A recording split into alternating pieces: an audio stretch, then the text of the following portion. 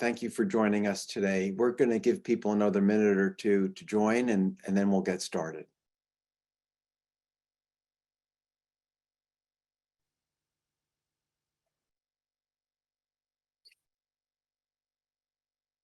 Okay, let's get started. My name is Eric Nestler. I'm director of the Friedman Brain Institute at the Icahn School of Medicine at Mount Sinai. And it's a great pleasure for me to welcome you to this special webinar event that presents brain and body connections, particularly bidirectional communication that occurs between the brain and the heart. This represents a collaborative effort between the Friedman Brain Institute and Mount Sinai Heart and the Cardiovascular Research Institute.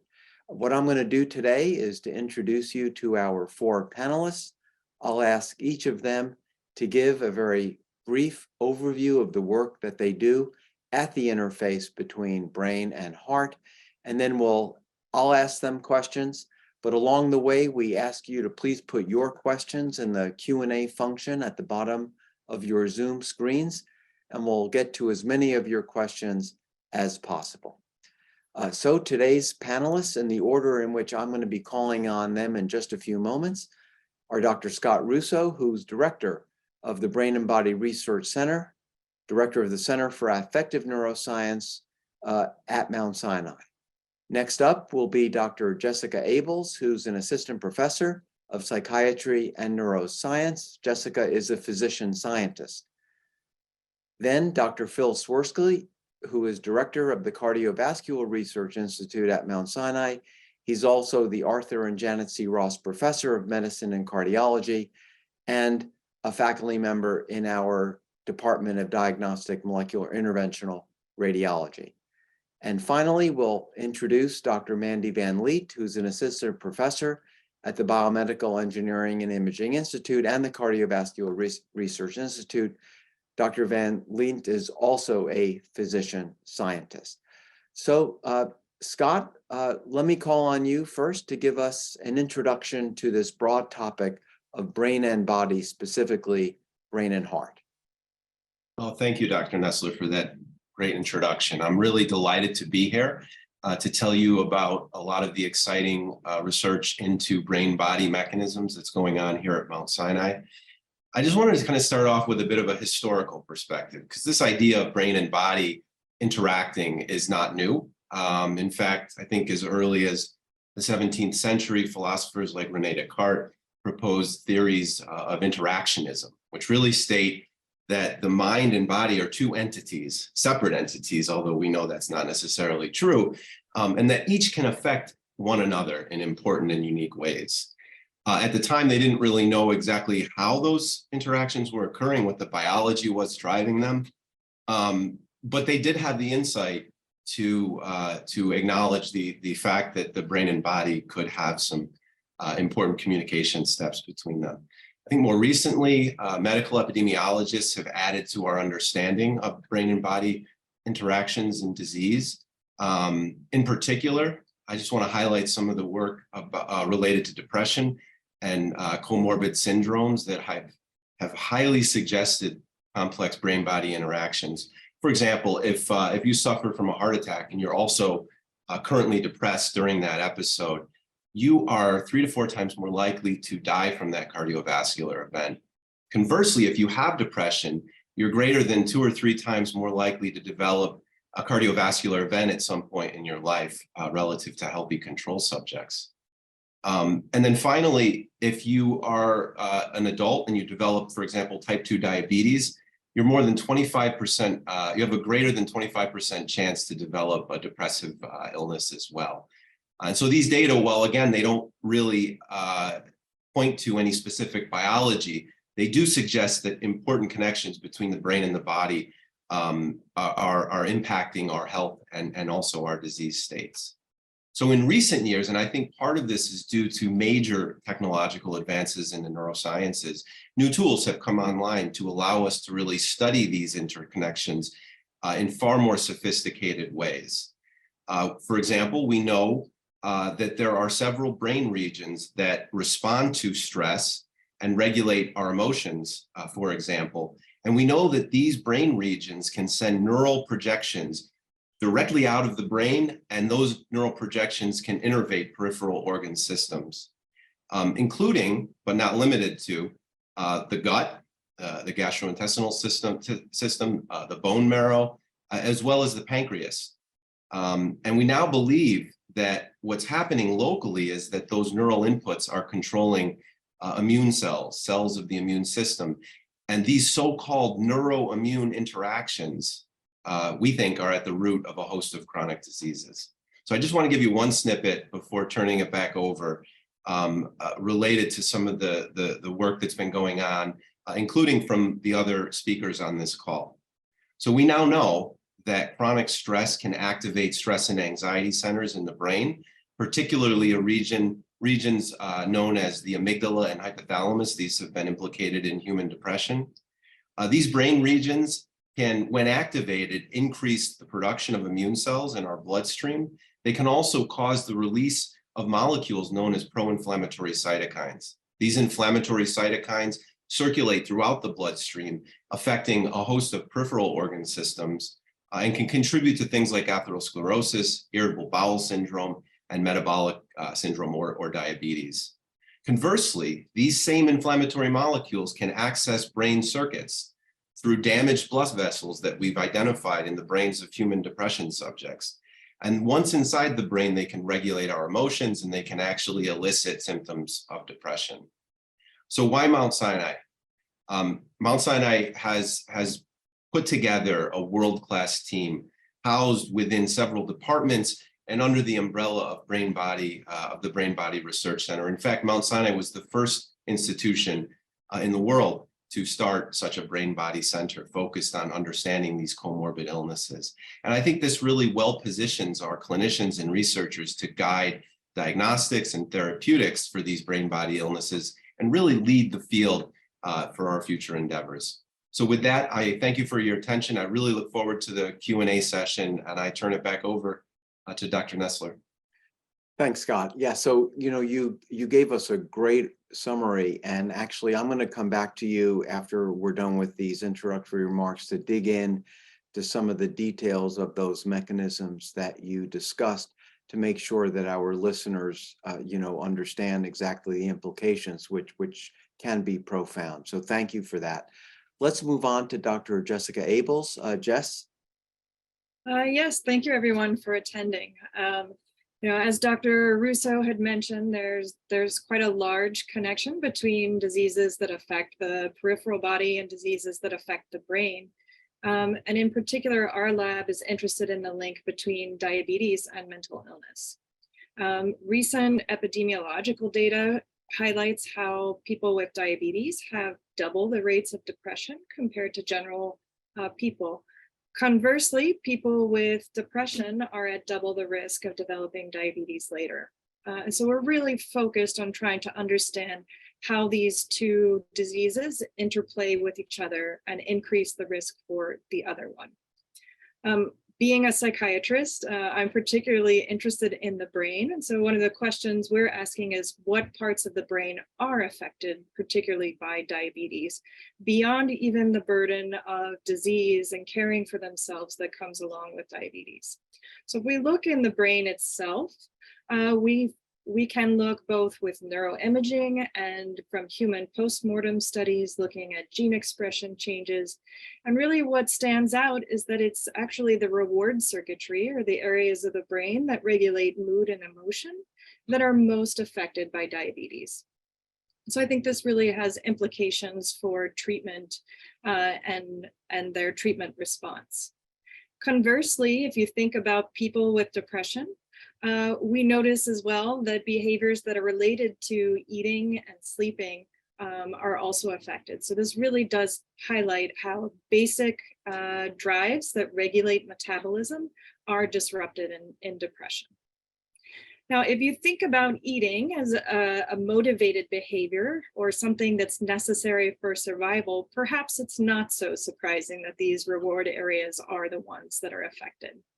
I think really what happens recently with our modern society and the breakdown of exercise and our plentiful food sources, we really start inducing syndromes and deranging metabolism by increasing our risk for depression as a result of our lifestyle.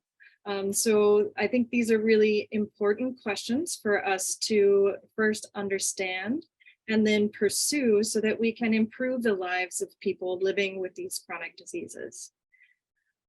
Why Mount Sinai is a particularly good place to do this, I think, is because we do have such a wide breadth of expertise here at Sinai, as well as critical research programs in both the basic sciences and the clinical sciences. I myself am a physician scientist, as Dr. Nestler mentioned, and I'm really trying to pull from both clinical populations in our depression clinic, as well as clinical populations in our diabetes clinic to really try to understand how each disease increases the risk for the other disease. Fantastic, Jess. Thank you very much. Dr. Swirsky, let's move on to you. Thank you. So it's a real pleasure to be talking to you. Thank you for joining us. So I'm really delighted to be here with my colleagues. We at the Cardiovascular Research Institute are very interested to understand the connections between the cardiovascular system and the brain and the nervous system in general. And we're doing work here in collaboration with the Friedman Brain Institute, with the Center for Brain-Body Communication and the Biomedical Research Engineering Institute. And the idea here is when we think about the cardiovascular system, cardiovascular health or cardiovascular disease, the word cardiovascular is a type of portmanteau, if you will, where we've got on the one hand the cardio, that's the heart, and then the vascular, which are the vessels. And we've known really for a long, long time that there's a profound connection between the heart and the brain. And we know this, for example, there are medicines already that interrupt or manipulate this connection. You may know, for example, beta blockers. Some of you may be on beta blockers or have loved ones who take beta blockers as a consequence of angina or a heart attack. Well, what beta blockers do is they interrupt the connection between the sympathetic nervous system, which produces noradrenaline and increases heart rate, and the heart. And it's a very important medicine in cardiology, one of the key medicines that is prescribed in cardiology. But as it turns out, there are many additional connections between the heart and the brain. And while something like a beta blocker blocks communication from the brain to the heart, which is in scientific terms is called the efferent connections, we are learning that the afferent connections, which is the communication to the heart, from the heart to the brain, are even more numerous. And we really don't understand exactly what they do, but that's part of the research that we're doing. And the other part of the cardiovascular system is the vasculature. And here we are very much interested in understanding, for example, disease called atherosclerosis, which is an underlying chronic disease that can cause heart attacks or strokes. And it's a disease that historically we've thought of as a plumbing disease that results in the accumulation of fats in the vascular wall. But progressively, we have already come to understand that this is not just a disease of accumulation of lipids, but also a disease that involves a very important inflammatory component and nervous component, which is to say we are learning that these vessels are innervated. We don't know exactly what is that communication. This is work that is existing. We also know, and Scott mentioned this earlier, that the nervous system innervates and talks to the bone marrow being a location which is the birthplace of many immune cells that are central constituents of the atherosclerotic lesion. So it's really understanding how the heart talks to the brain and that bidirectional conversation, as well as understanding how the brain talks to the vasculature, again, a bidirectional conversation that really takes much of our time and that really motivates us and is an example of the kind of cross-disciplinary research that we're doing here at Mount Sinai. Fantastic. Yeah, and I'm going to return to you as well to really drill into that communication between the brain and bone marrow, which I think is really interesting. Okay, Last up is Dr. Mandy Van Leent. Mandy? Thank you so much. I'm very happy to be here as well. So while we continue to learn about these brain-heart immune system connections that Dr. Swirsky mentioned, we also discover that lifestyle factors such as sleep or physical activity, diet, psychosocial stress affect these connective systems. So for example, we recently learned that physical activity does not only benefit cardiovascular health by, for instance, preventing obesity, but it also influences immune cell production in the bone marrow. So mice and people who are more active have less production of these cells, and then also less infiltration of these cells to atherosclerotic plaques and less atherosclerotic plaque burden. So while it's very obvious that physical activity and sleep and all those factors are good for you, that's not the question we're aiming to answer. We are here really looking to better understand how these lifestyle factors affect brain-heart connections on a molecular and a cellular level. And when we do so, we might be able to uncover new therapeutic targets. So as already mentioned by Dr. Russo earlier, we know that psychosocial stress affects brain regions, which then subsequently influence the immune system, and that affects the cardiovascular disease burden. And here at Sinai, we have access to very advanced molecular imaging technology that can study these multiple organ systems simultaneously in patients. So for instance, we can perform functional studies of the brain while we measure inflammation in the arteries and also assess cardiac function.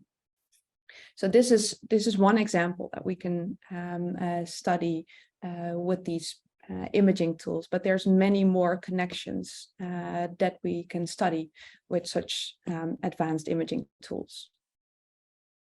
Excellent, thank you. So let me jump in with some of my own questions. Before I do so, I just want to remind our listeners to please go ahead and enter your questions in the Q&A function at the bottom of your Zoom screens.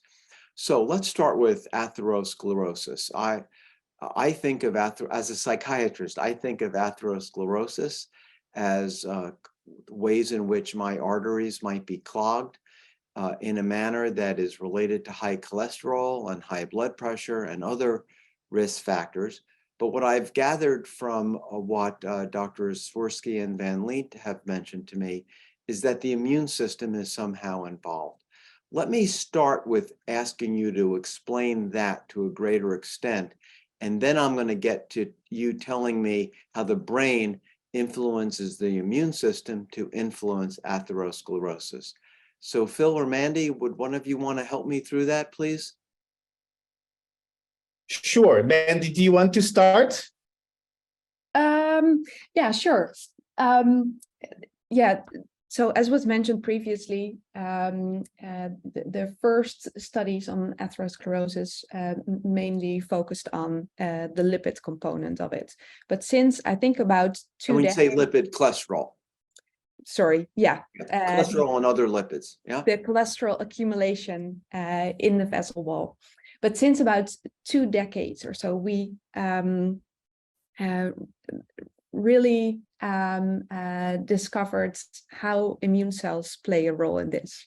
And a very important finding in this regard is that when you therapeutically lower inflammation with very specific drugs, you can lower the risk for a subsequent cardiac event. That's a result from a very recent clinical trial that really proves that inflammation is key to atherosclerosis. And so how does that work? Are the immune cells drawn to areas of plaques within arteries? Is that the mechanism that would be involved? Yes, that is one of the mechanisms that is involved. There is disruption of the endothelial lining. So that's and that's sort of the cells lining the blood vessels is the Yes. endothelium. Mhm. Yes, exactly. And then in those plaques, there are factors that then attract immune cells, and those infiltrate the plaques, and there locally they proliferate and contribute to the ongoing inflammation. Yeah. What I would also just add to this, for example, if you were to look at a vessel, right? Sort of, you look at an aorta, which is where the blood flows through, and you were just to sort of cut it and look at it by your eye, what you can see is lipids. You can see fats. Right. So you can see that accumulation, and that really has been an understanding of atherosclerosis for many years, that this is an accumulation of fat in those vessel walls.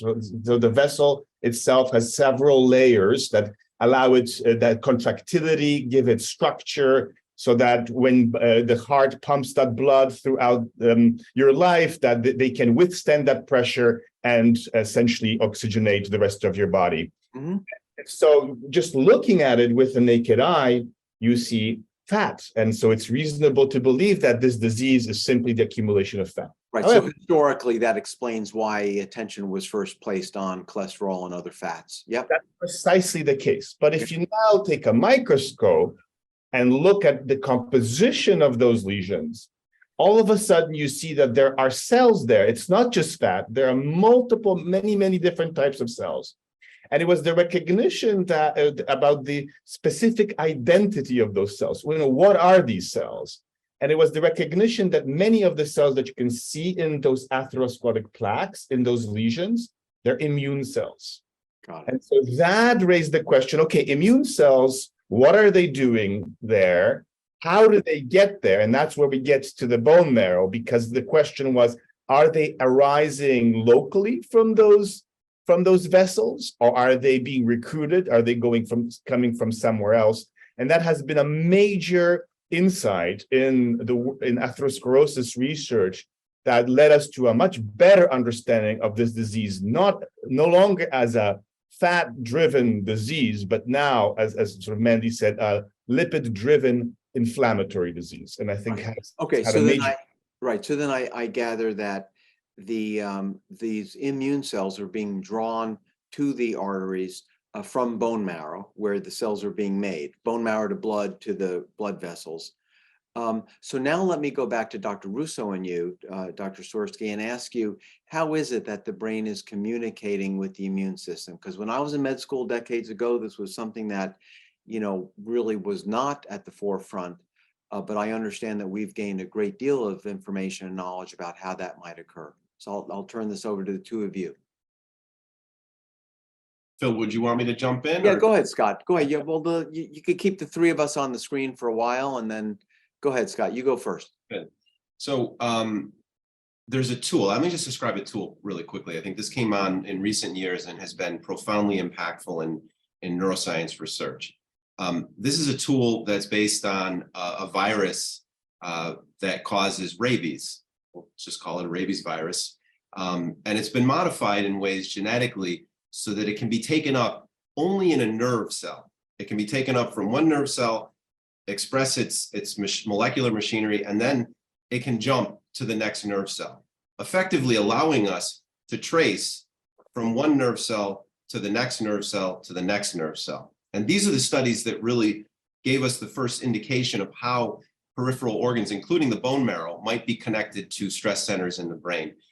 Phil and his group and many others have put these rabies viruses into the bone marrow itself and then tracked where that virus ended up in the brain. And anywhere we see it in the brain means that there was a direct connection from that brain region into the bone marrow. I mean, that's really interesting because I think most people are not even familiar that there would be nerve endings in bone marrow, but apparently there are.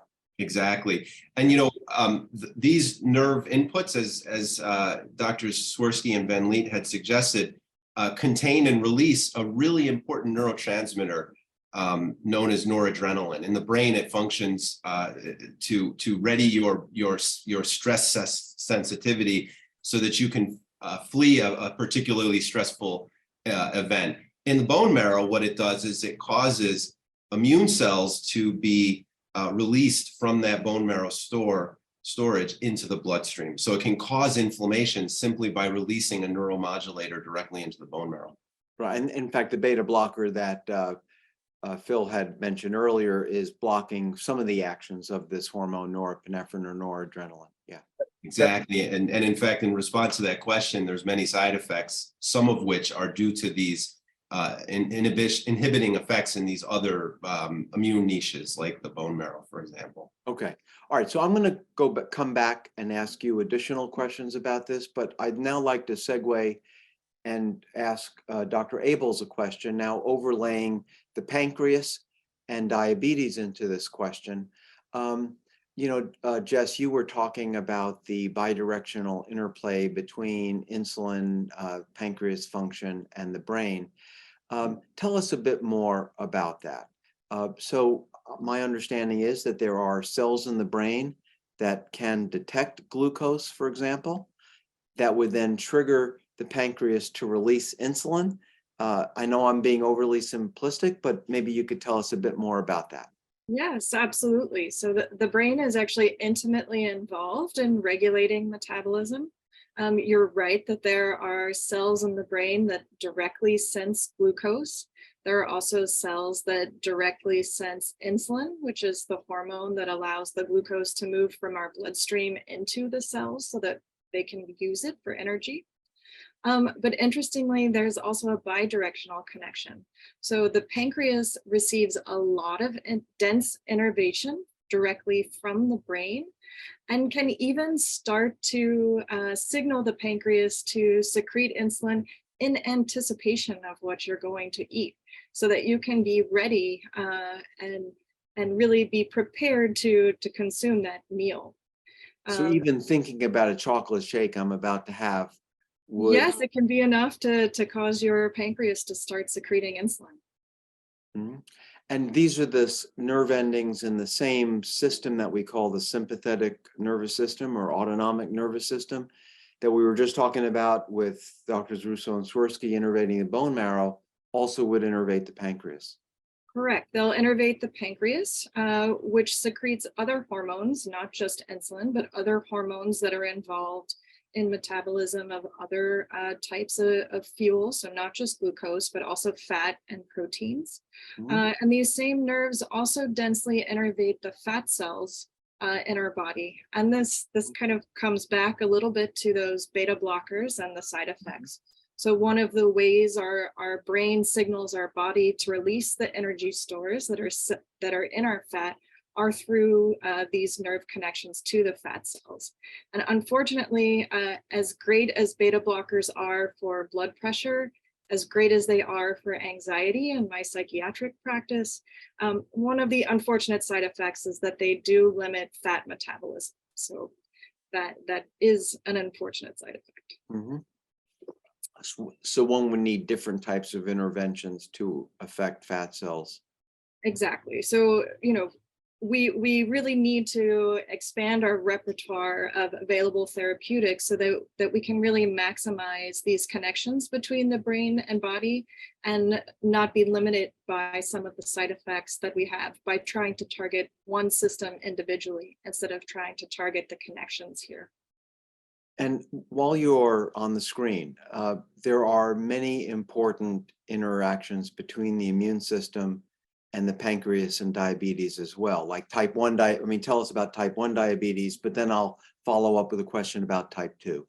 Exactly. So type 1 diabetes is an autoimmune disease. So this means that the immune system is inappropriately recognizing the insulin producing cells as a threat and then attacking them. And this then leads to people becoming insulin dependent for the rest of their lives. And limits our treatments for them because you really need to modulate the immune system. Mm-hmm. But this interaction, also diabetes as well, then affects the ability of the immune system to respond appropriately and also affects the cardiovascular system as well. So all three of these systems are really intimately tied together. Mm-hmm. Is the immune system connected with type 2 diabetes in any way? So similarly to type 1 diabetes, elevated glucose really impairs the ability of the immune cells to respond appropriately. It also increases the inflammatory markers, and these inflammatory cytokines or molecules that are secreted by the immune cells that then further contribute to the damage, the atherosclerotic plaques that are happening in the cardiovascular system. So there is certainly a component of the immune system with type 2 diabetes as well. All right, so I'm imagining, based on what the four of you have already told me, that if I'm subjected to periods of really high stress, that my brain might signal to my bone marrow to make more white blood cells that would then get into my blood. That might exacerbate, worsen atherosclerosis in my arteries. It might challenge my metabolic system and maybe even tip me over toward type 2 diabetes under certain circumstances. So really is profound how these different parts of the body are communicating with one another. Let me ask Dr. Van Leent a question then. You had mentioned lifestyle, Mandy.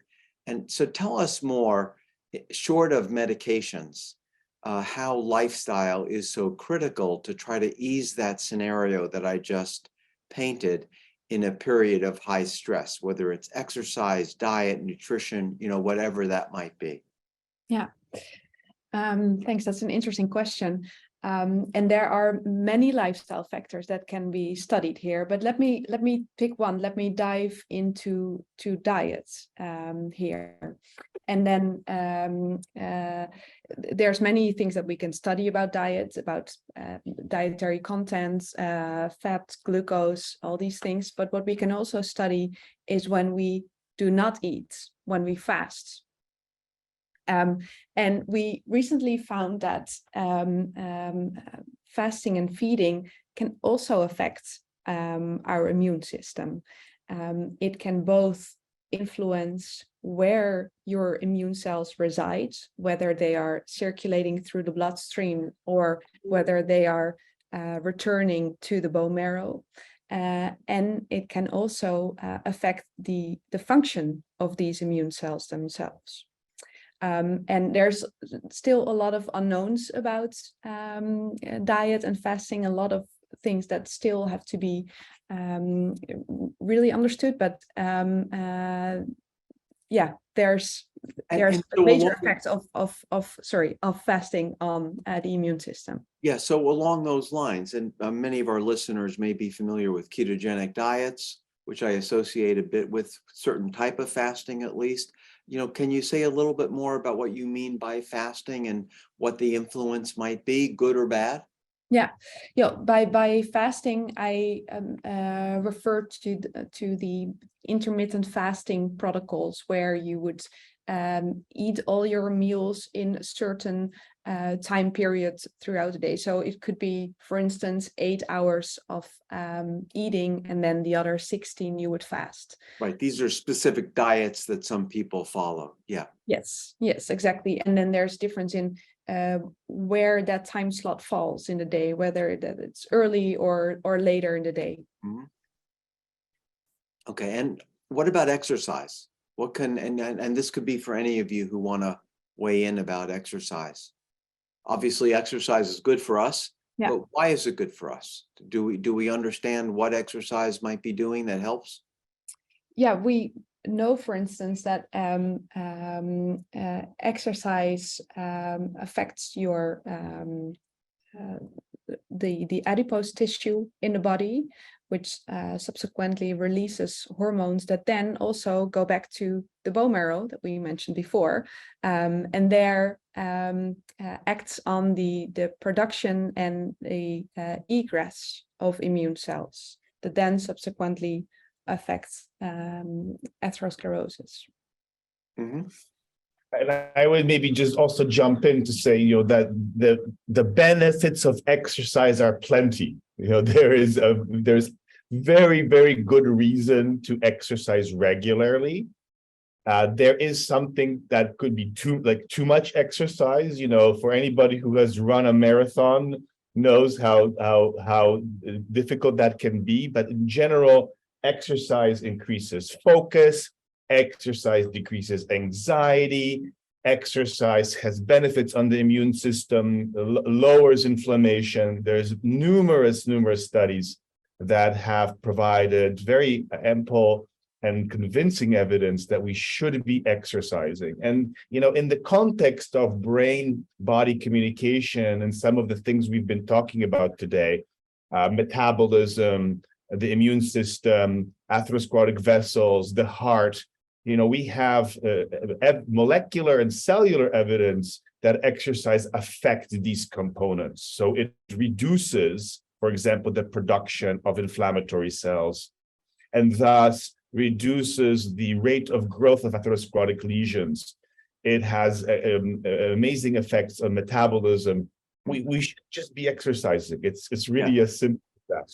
It sounds from what you all are saying today is that exercise produces a direct positive effect on each of the organs or systems that we're discussing, and then you get synergistic effects given the interplay between all of the systems. So along those lines, since we're talking about exercise and lifestyle issues, one of the questions that the audience raised had to do with meditation and other mindfulness approaches. Would one of you want to speak to that and what place that might play in our efforts to reduce stress and break these cycles of deleterious interactions among the brain, immune system, cardiovascular system, and metabolism? Sure, I don't mind taking that one as a psychiatrist among the group. So meditation often involves very structured breathing. And it's well known that structured breathing has a positive impact on the cardiovascular system through activation of one of the major connections between the brain and the heart called the vagus nerve. This is also the same nerve that's sending connections to the pancreas and provides some of the connections to immune repositories within the central part of the body, and indirectly towards those nerve endings that would go to the bone marrow. So really the positive effects of meditation, while we don't fully understand all of the molecular mechanisms, we do have well-documented benefit on each of the systems that we've discussed today. Mm-hmm. Excellent. And just while I have you, one of the questions from the audience is the potential impact of some of the newer medications that have been developed to treat diabetes and obesity, like thinking of the GLP-1 agonists that have received a lot of attention in the lay public recently. Do those treatments have any effect on depression or other mood-related issues? Yes, they certainly do. So these drugs target a particular receptor, as Dr. Nessler mentioned. This is the GLP-1 receptor. There's also a second receptor in the family that they can affect.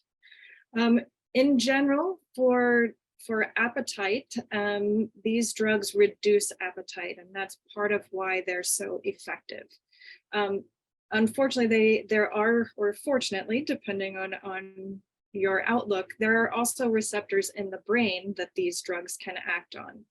One of the effects is to induce nausea so that you don't feel so great. So this reduces that drive to eat, which is quite effective. However, there's also some recent evidence to suggest that these might also target the same systems involved in addictive disorders. So these might be novel treatments for addiction. And for those people that have type 2 diabetes in particular and comorbid depression, these drugs can actually produce an antidepressant response. So this is certainly a hot topic of research right now, and certainly one that my lab is starting to explore. Mm-hmm. Excellent. Scott, let me direct an audience question to you.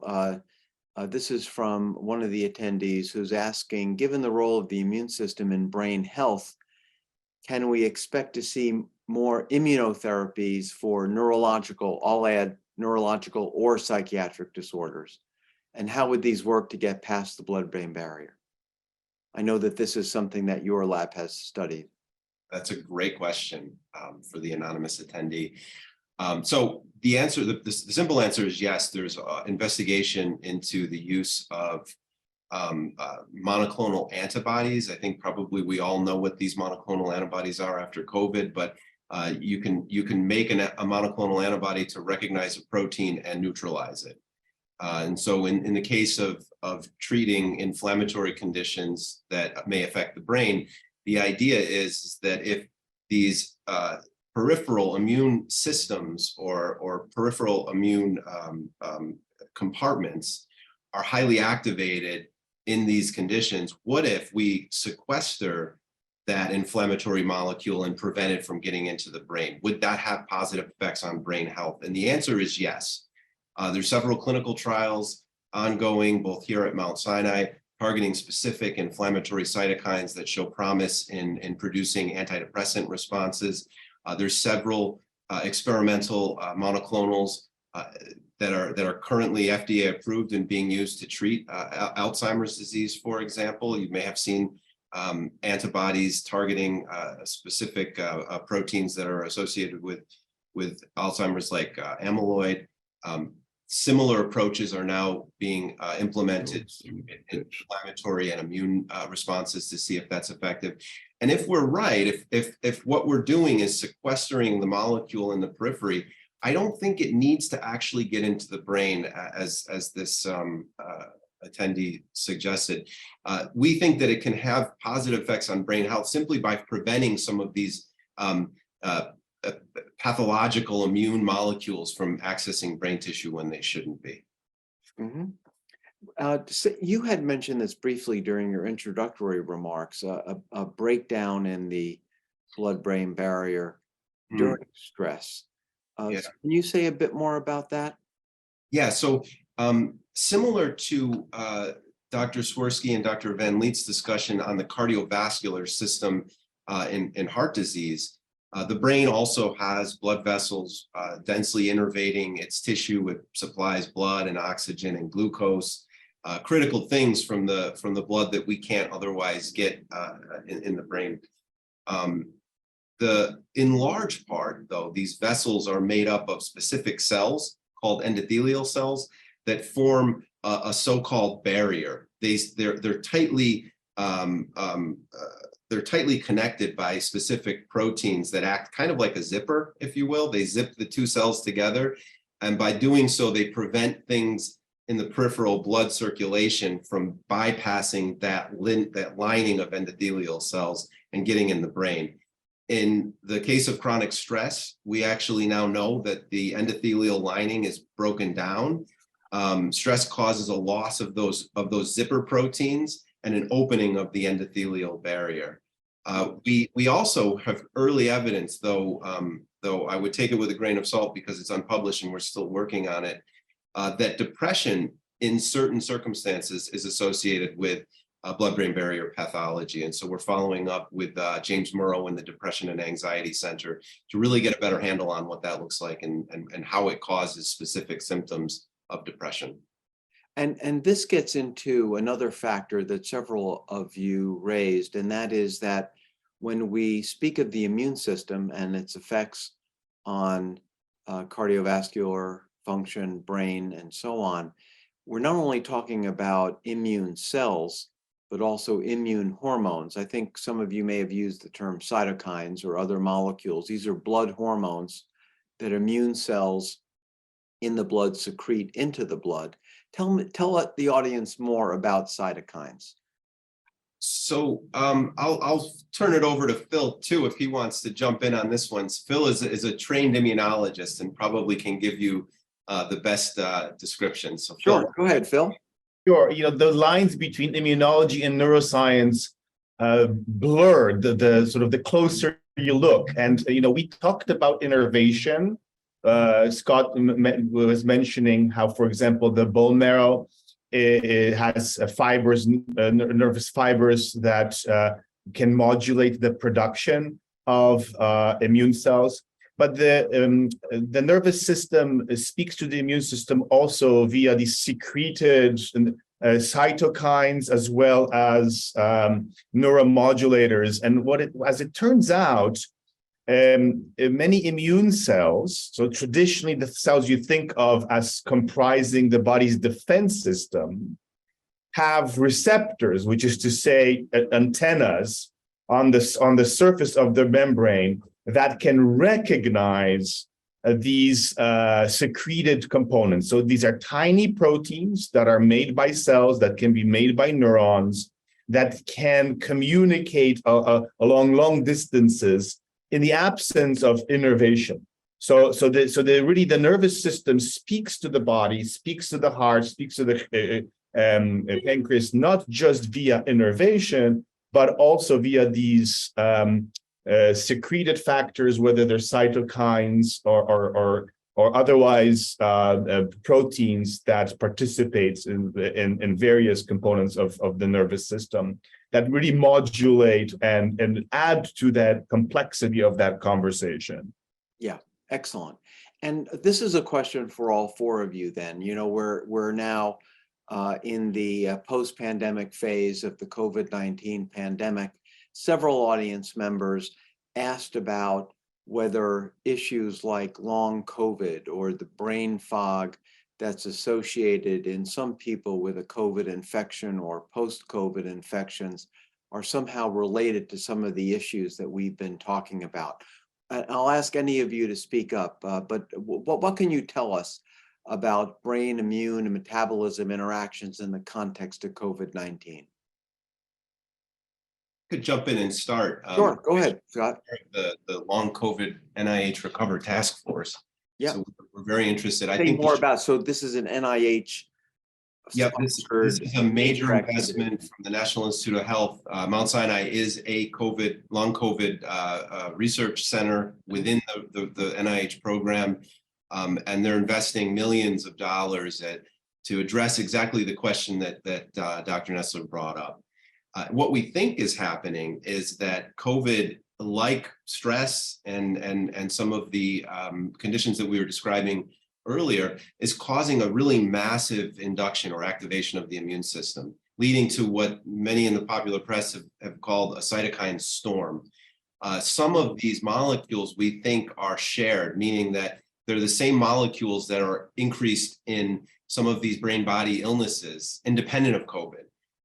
So the kind of working model, at least for us, is that COVID is causing some of these central symptoms by some of the same mechanisms by which stress is causing, say, depression, anxiety, cognitive fog, et cetera. And it's doing so by breaking down the blood-brain barrier and allowing the cytokine storm to infiltrate past the blood vessels. And again, act directly on these kind of stress and emotion regulation centers. And patients are developing bona fide psychiatric sequelae as a result of it. Would any of the other panelists like to comment on COVID? Sure. Oh. Jess, you go first and then Phil. There also appears to be, of course, an increased risk of complications with COVID among people with diabetes. And some of the recent evidence suggests that in both COVID and diabetes, these excess cytokines are causing damage to both the blood vessels, the very fine capillaries that are really regulating blood flow to organs, and the nerves that innervate those capillaries, and that you're ending up with a vascular mismatch, so that you're not delivering enough blood flow and oxygen to the organs to meet demand. This also sets up a situation for increased risk for blood clots that then further complicate that vascular mismatch and really can lead to some of these serious consequences. Interesting. Phil? Yeah, I just wanted to add, one way of thinking about this, what's the big picture? COVID, what is COVID? It's infection by a virus, in this case, SARS-CoV-2. The influenza is also a virus, and a virus is a pathogen, it's dangerous, and the immune system is here to get rid of the virus, right? It's here to protect us. We need the immune system, but unfortunately, sometimes the immune system overacts, or at least the response is particularly dramatic, if you will. This causes the cytokine storm that Scott mentioned. And this may have effects that then cause tissue damage. And we see that also in influenza to a certain extent, a damage that influenza can cause on the heart, for example. And certainly that's really, COVID has really exposed this type of damage that can occur in response to viral infection, specifically in the absence of vaccination. Right, and it may not only be viral infections. I'm assuming that conditions like Lyme disease and the long-term sequelae may involve some of the same mechanisms. So we're learning this new area of biology stimulated by the major needs that we've seen from people who've had COVID-19 and unfortunately those who've suffered from long-term sequelae of it. Other audience questions have focused on an aspect of lifestyle that we haven't discussed yet, and that's sleep. And I know that several of you have had an interest in sleep. Tell me about where sleep fits in. Again, anybody can speak up. Maybe I can just very quickly start. Sure. Mandy can also add to this. So sleep is one of those things that we should be doing we should be spending a third of our lives sleeping. We know anybody who's had a night of missed sleep or has traveled across the globe understands how awful it feels to be jet lagged, how awful it feels to lose sleep. We are, but the question is, how is it at the molecular and cellular levels, and this Mandy, Dr. Van Lint mentioned this, that sleep protects us, or sleep disruption or interruption causes or at least heightens risk for disease. And that's really the question where, by investigating sleep, we are beginning to understand how sleep and its associated circadian rhythm, we have a clock that really is responsive to the daily cycle of sunrise and sunset, how this, broadly speaking, regulates physiology, regulates the immune system, regulates the production and function of these immune cells. And really there's a constellation of processes that work together to on the one hand achieve homeostasis, but if perturbed, can accelerate risk for disease. I don't know if Mandy, you want to sort of add. Dr. Van Lint, please tell us more. Yeah, to add to that, we recently also learned that it's not only important how long you sleep, that you always have 8 hours of sleep a night, but it's also important when those 8 hours occur. That the consistency there also plays a big role. And maybe it's interesting. So by that you mean actually sleeping the same time every day, basically, exactly, not going back and forth. That's maybe I can say equally as important as having enough sleep. Yeah, maybe it's interesting to mention that the American Heart Association recently added sleep to their lifestyle recommendations. So it's getting more attention. Yep. I mean, it is interesting from an evolutionary point of view that we evolved to spend a third of our lives sleeping. And it's always been striking to me that in studies of animals, including even insects, that if you prevent an animal from sleeping completely, they will die after a period of time, typically days or weeks. So sleep, for some reason, is an essential aspect of health. And we don't really yet know fully why that is. How is it that sleep refreshes the brain immune system, metabolism, and so on? Do any of Scott or Jess, do you want to comment on sleep? Sure. So as you mentioned, for animal models, there's also a fatal syndrome in people called familial fatal insomnia. So really highlighting the importance of sleep. These particular people have genetic mutation that disrupts their ability to initiate sleep, and it is unfortunately fatal. But also, right, so this is not the run, and I just want to no, this is not run of the mill insomnia. This is really severe, genetically driven insomnia. Yeah. Exactly. But I think the presence of this really highlights how important sleep is, because this is a fatal genetic syndrome.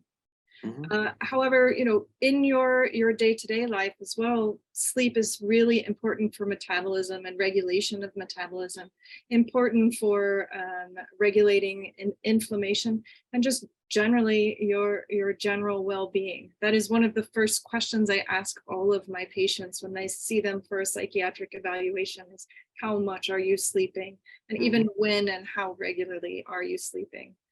Sleep disruption leads to insulin resistance and can be a predisposing factor for type 2 diabetes, which again ties back to all of the risk factors that we have discussed here. Okay. We only have about 3 minutes left, so I'm going to ask one last question. And Scott, I'll start with you, and we may not have time for others to answer. I want to end on a positive note and the notion of resilience and how we can all do things, whether it's diet, sleep, exercise, mindfulness, and other things to help our brain, heart, metabolism to function better despite stress. So maybe you could tell us a bit about that, but make your answer short because we just have a couple minutes. No pressure. Okay. So that's a great question, something we're actively interested in. I just want to give one snippet since I don't have a lot of time on an example of an experiment that's being conducted amongst my colleagues online and as part of the Brain Body Center in collaboration with Cardiovascular Research. So in our animal models, if we stress an animal out, we can elicit these changes in the bone marrow that we've been talking about through the mechanisms that include brain to bone marrow inputs. What happens is under susceptible conditions, when an individual succumbs to that and develops a chronic illness, the bone marrow takes on an inflammatory state and it produces all of these negative mechanisms and molecules. And in fact, if you take bone marrow and you transplant it into another individual, much like what you would do in the case of medical treatment for certain blood cancers, you can actually confer susceptibility. But what's also interesting is you can do the opposite.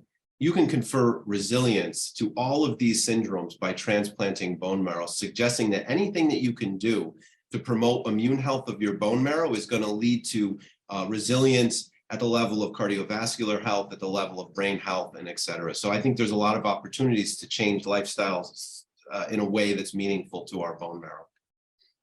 Excellent. So I think in the interest of time, we should stop here. Doctors Russo, Abel, Swirsky, Van Leen, thank you very, very much for joining us. Before people log off, I would like to share one final important point, and that is that all of the clinical advances and innovations that we just discussed were made possible in part because of extraordinary philanthropy. But the work is at early stages. It's really just begun in many ways. We're just beginning to understand the many ways in which these different organ systems communicate with one another for health and disease. And we need your help to give these talented leaders the resources they need to keep going, to keep innovating, and eventually bring these innovations to our patients in need. There'll be a special QR code or flow code on the screen. Please just point your smartphone camera at it and it'll take you to a web page where you can support this urgent work. Once again, thank you so much for joining us. Be safe.